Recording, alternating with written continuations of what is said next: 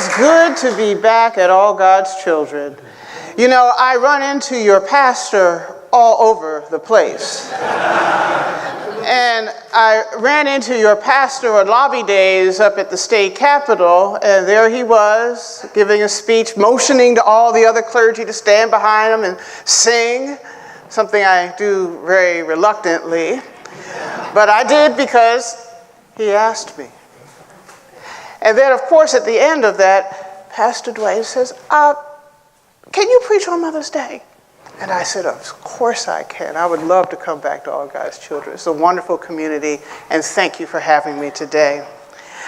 Now, I never thought that I would be a mother. In fact, my mother told me that I would be a terrible mother. Straight up, you'll be a terrible mother, Karen. Now, I was shocked that she would say such a thing to her child. Such an outright disrespect of my maternal capabilities. But she had reasons. Number one, she says, you're too impatient and you're rough with things. In fact, when I was little, she used to say, you're also too loud, you're boisterous. I thought that was her way of calling me a boy, because I was too boisterous. And number two, you leave your Barbie dolls out in the rain.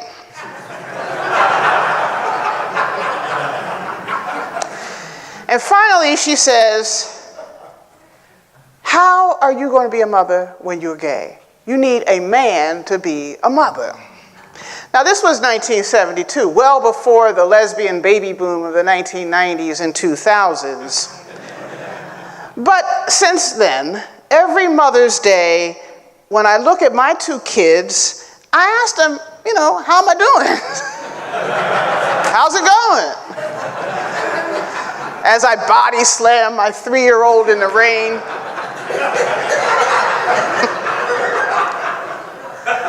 I still have that lingering feeling that my mother was right. But the truth is, no one knows how to do parenting right. No one does. So that's why Mother's Day can be so complicated for us. Some of us have not had the best experiences with our mothers. Some of us have experienced deep hurt and abandonment by our mothers. Some of us have been abused, even traumatized by our mothers.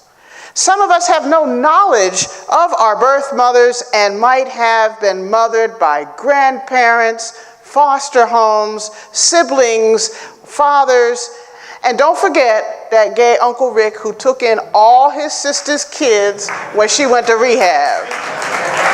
Don't forget them. Yet for many of us, our experience and memories of our mothers is largely positive. Or shall I say bearable enough that we can take her to Denny's today, get that Grand Slam, the extra bacon, sausage, ham, everything. Sometimes I think we're trying to kill our mamas giving them that food. Get her some flowers and some candy and a card and say, Happy Mother's Day, Mom. But seriously, friends, today is a day to express that gratitude for the life that they have given us. Even if they remind us how many hours of labor they endured to bring us into the world. Does anybody know that, mama? Every mama say, I was in labor for 55 hours with you, but I love you so much. It's a day to express gratitude and acknowledge the strength, the compassion, and the cray-cray of the women who raised us. Now, today's scripture is probably one of the great biblical stories about mothers. This is a very peculiar story, because if you go back this evening, and I encourage you to read the entire chapter of Exodus, read 1 and 2 and 3, we'll read the whole book. But when you go back and read Exodus, particularly in this point, you'll see that God has bounced right out the picture in this story. God does not feature as a character in this story. God is not pictured as the heavenly master with the whole world in his hands. No, that God is absent in this story of death threats and community oppression. The God in Exodus is more like a spark or synergy, which emerges when 5 badass women protect and provide for those who are vulnerable. God is working through the courage of these women who are all mothers of Moses and all mothers of the Hebrew story from slavery to freedom. Now, badass woman number 1 and 2. That's Shiphrah and Puah. Now, most women in the Bible, if you read your text carefully, you know have no names. Most women in the Bible don't have names. They are referred to as the woman of or the woman at, etc. But these women have names, and they are Hebrew midwives. Now, on the one hand, they're slaves oppressed by the Egyptian masters, but on the other hand, they're health professionals, respected by their community for bringing new life forward into the world of death and despair. Now, Pharaoh wanted all the male Hebrew babies to be murdered at birth. But Shiphrah and Puah, they said, I don't think so. Not today. Not today. They knew they could not commit that horror on a baby that they had just helped usher into the world. Not today. When Pharaoh asked those midwives, well, what happened to them babies that y'all was delivering? They got to get disposed of. Well, when you're oppressed, you got to figure out certain ways to talk to those who have all the power over you. So they said, well, Pharaoh, those Hebrew women, they had babies so fast, we didn't even make it in time to get there. I don't know where the baby is. Pharaoh. Where the baby at? Shiphrah, you see the baby? No. Puah, you see the baby? No, I ain't seen the baby, Pharaoh. I don't know where the baby at. You see, honesty is sometimes not the best policy. Following rules and protocols is sometimes not the best thing for people. The ethic of preventing the death of children had a higher priority for these badass women. They are the only women, this is fascinating, they are the only woman in the book of Exodus to act in an overtly political sphere. They are the resistance. They are the women who are walking with the women and children from El Salvador and Honduras and Guatemala to escape the death threats of gangs and political violence. They are the Harriet Tubmans who led the enslaved to freedom. They are the Brittany Newsoms who climbed that flagpole and took down that Confederate flag. They are the women who are filled with that amazing mixture of God and righteousness, God and courage, God and hope.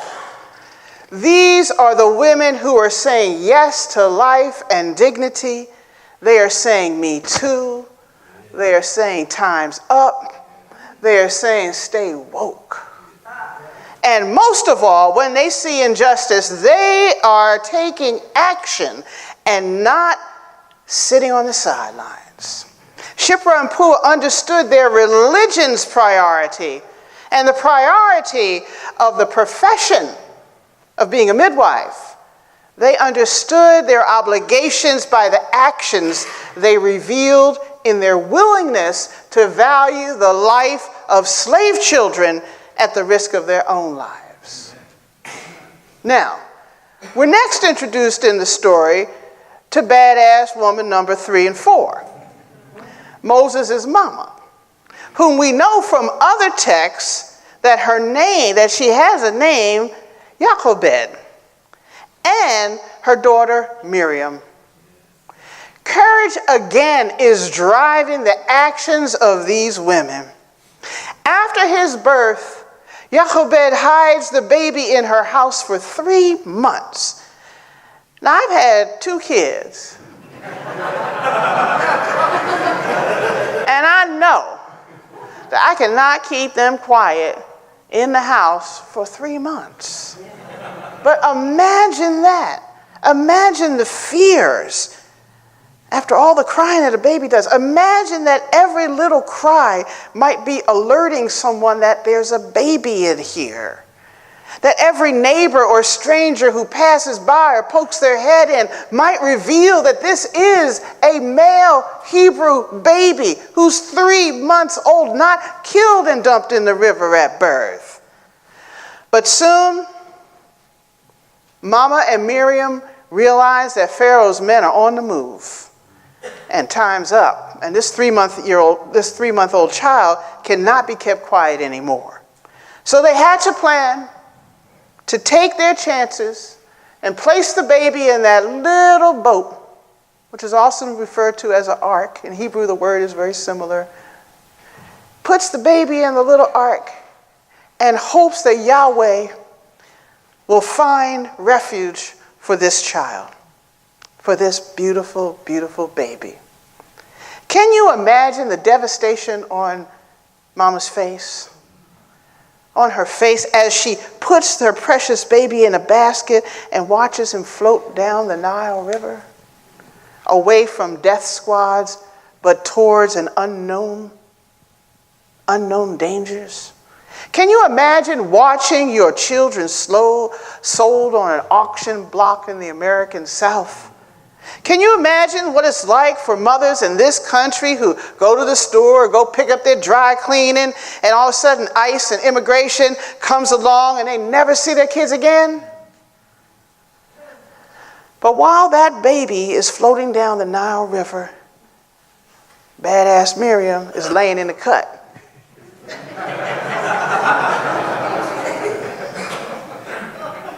Trying to see what's going to happen, watching over her brother from a distance. And God is watching over her.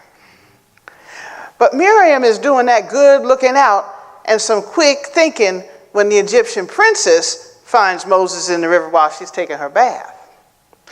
As the princess acknowledges the baby and his humanity, she realizes the baby is going to need a wet nurse. Because, princesses ain't about that stuff, okay? And here comes Miriam right out the bushes. Here I am. You need some help? Miriam is on point. Not only does she come forward with a plan and offers the baby's mama to be the wet nurse. How clever is that? Now, the princess could have easily had the baby thrown in the deep end of the river, but instead Miriam's courage enables her to convince her and to convince her mother to come on and carry on with the duty of being a mother, which is feeding and tending to and holding and bonding with her infant son, until such time as he was admitted into the palace of the Egyptians. But she had time to nurture him, to hold him, to love him. Now, the Egyptian princess is badass number 5. Okay? Now, I don't know, I live in a household with Elsa. You know Elsa from Frozen. Let it go, let it go. If I hear that song one more time. My 3-year-old just walks around singing it randomly now, just because she knows it drives me crazy. But, I have to watch it, and I'm studying it. I'm trying to get an education from Elsa. And Elsa, in Frozen, she has her powers sort of subdued, but they've not totally been taken away from her. They've not been diminished. Thus, this unnamed princess knows that while she has certain power, her father has the ultimate power. And her father has asked that every Egyptian to throw these babies to their death, yet this princess, feeling in her heart, moves to act daringly against her father out of a feeling of empathy. They say in the text, pity. But this is empathy. The princess is not Jewish and she does not believe in Yahweh, yet the divine nurturing spark, that synergy, is alive in her. Now, it's not the princess's belief or lack of belief in God that is all important, but her empathic and saving actions. It reminds me of the woman who says to the little gay kids, there are plenty of mamas out there for you. Plenty of mamas out there for you. If your mama can't see how beautiful and special that you are, and God made you just that way. It reminds me of the grandmamas that used to take in foster children, very much unlike themselves, and raise them up good. Raise them up good. Now, I've known a lot of queens in my day, and I've known a lot of princesses in my day. Now, you know, some princesses are not worthy of that title, but this one is. And as she later names the baby Moses and brings him into the royal inner sanctum of the Egyptian elite as her son, she is saying, not today, y'all. That's my baby.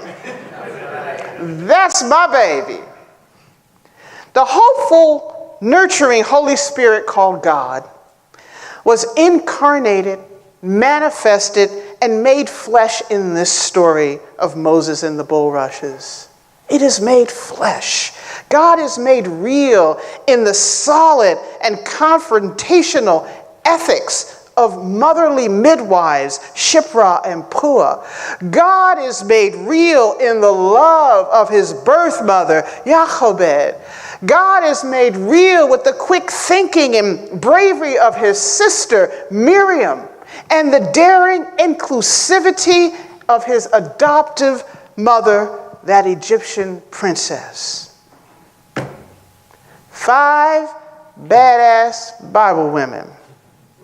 And all of them behaved in motherly ways, unique and particular to the situation at hand.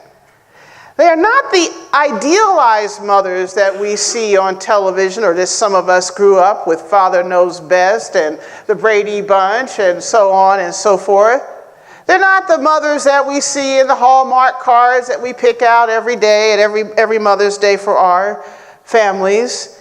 These are real women dealing with real mama choices. Real mama choices. Complex mama choices. Life and death mama choices. Mama choices that only God can hold. This is a story about the mothers of the Hebrew nation. It is a story that warns us today not to be fooled by the might and power of God-like rulers. And they're all over the news, aren't they? We're not going to be fooled by the power that they think they have over us. And there have been similar gods throughout the centuries, false gods. Since this has been the case for Moses and his family, it's also the case for us sometimes to think about all the mothers in our lives. But we've got to find ways to confront these evil powers that discriminate and murder through policies that are anti-mother, anti-woman, anti-life.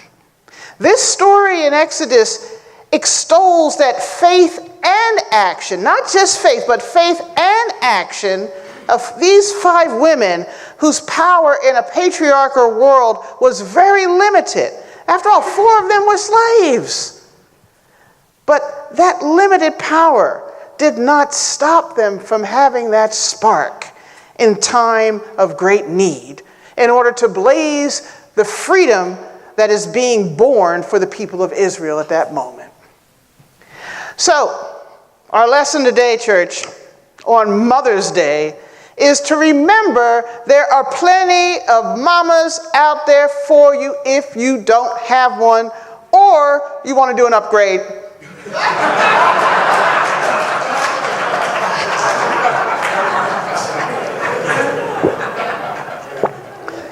Or Your mama has forgotten you because your partner is a male or a female. There are plenty of mamas out there. If you need a mama to lie to save your life, she's out there, and God will hold her. If you need a mama to show up out of the bushes to save you from not having enough to eat, she's out there, and God got her back. If you need a mother to represent you and advocate for you, she is out there and God will hold her. If you need a mother to adore you, praise you, and love you just as you are, she is out there and God has her back. If you need a mother to hope with you and sit with you when you don't know which way to turn, that badass mama is coming. She's on her way. She's on the bus. She's in the car. She's on the plane. She is coming to be with you.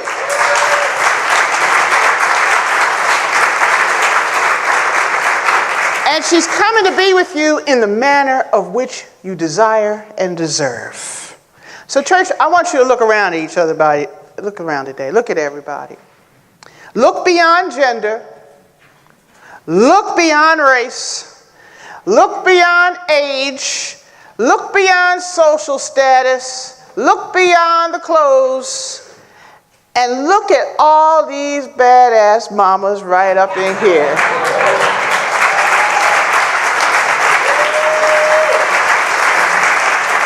Now I want you to stand up if you've been a mama to somebody. Stand on up if you've been a mama to somebody. Don't be shy. Come on, mamas ain't shy. This is your day.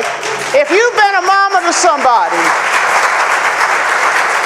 Now stand up if somebody was a mama to you that ain't your birth mama.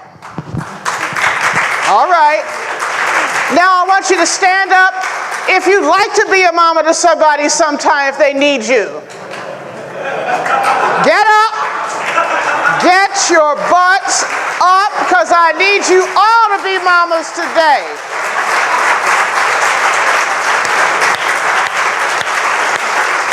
Look at all these beautiful mamas. Love them and let them love you. Happy Mother's Day.